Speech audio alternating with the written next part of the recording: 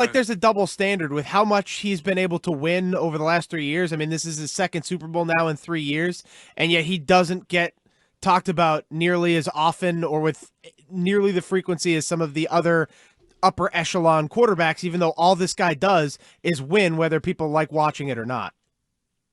Yeah, I agree with you, Sean. I think I don't really love this word, but I just don't know other word to use. But there's a lot of narratives out there in the sports world because there's great coverage of all these these games and these leagues and NFL, NBA, all that, and so people just go with the narrative. And if you really like drill down and look at it, I mean, what Nick Sirianni's done, what Jalen Hurts has done.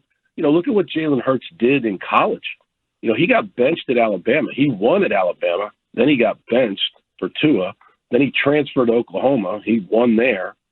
He's winning in Philadelphia. They run a style of offense that's very difficult to defend. I think it's going to be a great game, and I think you're right, Sean. I think Jalen to go to it's very, very difficult to get to a Super Bowl. And to go to two in the last, 3 years that's really impressive as a starting quarterback. Sean also said your play calling was better than Matt Patricia's, just so you know.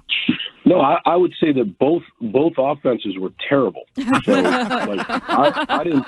I didn't. I've been doing this 33 years, Greg. So I've had when I was there in 10 and 11, we had the best offense in the NFL, right? Like, okay, there's a correlation. We had Tom Brady, Gronkowski, Randy Moss. I mean, we had some of the greatest players to ever play. I mean, so I think we should all just admit that 22 and 23 were probably two of the worst offenses in the last 5 years in the NFL.